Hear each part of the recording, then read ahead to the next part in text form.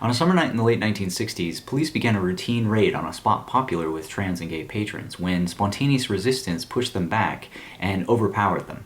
If this sounds like the familiar story of the Stonewall Uprising, then it might surprise you that the event I'm talking about in this video took place almost 3 years earlier in San Francisco. This month marks the 50th anniversary of the Compton's Cafeteria riot, where mostly trans women fought back after years and years of police harassment. That Compton's and Stonewall share similar characteristics is no coincidence, and I'll get to why in a moment. Though I've heard it referred to as the true birthplace of gay rights, I hesitate to claim Compton's as the beginning of the movement largely because of earlier actions, like the Independence Hall protest in Philadelphia in 1965, led by activists Barbara Giddings and Frank Kameny, whom I've mentioned before, as well as the Cooper's Donuts riot in LA in 1959.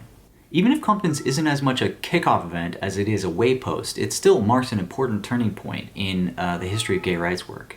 What comes after the initial uprising is a coordinated effort by organizers in San Francisco to reverse years of discrimination and harassment at the hands of authorities and the general public. A lot of this story is best told by the documentary Screaming Queens, which is co-directed by historian Susan Stryker, so I'm just going to offer a quick summary. To preface, in the early years after World War II, you'll notice if you watched the last few videos that I come back to this moment again and again. In these early years, there's a widening for and then a crackdown on possibilities for sexual and gender minorities in the United States. By the 1960s, gay advocacy groups like the Mattachine Society and Daughters of Bilitis have been pushing the envelope for a decade, while criminal statutes are still used to punish gay and trans folks for merely existing. This is before the area around Castro Street becomes the famous gayborhood, before Harvey Milk even moves to SF, let alone gets elected as city supervisor. In the Tenderloin, an ad hoc community arises from difficult circumstances, where folks who are just scraping by can afford to live in one of the single-room occupancies that are abundant in the neighborhood. To be gay or trans often meant living on the margins, to be unemployed, and sometimes to be involved in sex work as a means of survival. Like Stonewall in New York, gathering places for GLBT people like gay bars were frequently raided and closed down. Compton's Cafeteria was an all-night diner close to the heart of the Tenderloin, at the corner of Turk and Taylor Streets.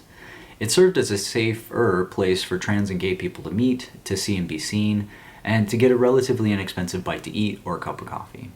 In the summer of 1966, after Compton's management had routinely called the cops on them, gay rights activists first picketed and then resisted. The exact date in August isn't clear, but the synopsis is this.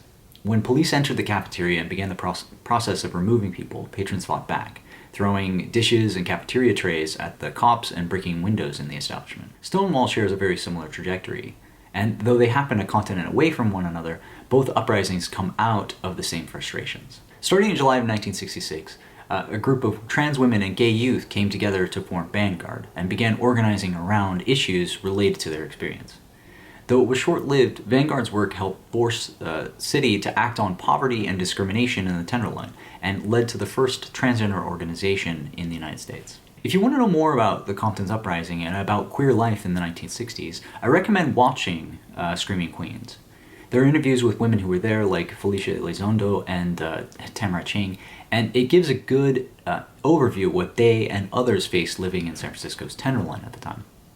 One note about that, the Tenderloin is still a marginalized area in the city, and residents face many of the issues that they faced a half-century ago, despite the intervening years. Following the release of Screaming Queens in 2005, efforts have been made to commemorate the event. If you go to the northwest corner of Turk and Taylor Streets today, you'll see two plaques marking the riot in the sidewalk, and you'll notice that one of the street signs now reads, Compton's Cafeteria Way. President Obama also noted Compton's alongside Stonewall as a founding moment in gay rights movement. Though it does not yet have the name recognition of the latter, the importance of Compton's Cafeteria is starting to be acknowledged. As always, let us know what you think in the comments. We list some resources in the description, and you can find a link to the transcript as well. You can follow me on Twitter, you can follow the show on Tumblr, and don't forget to subscribe. See you next time.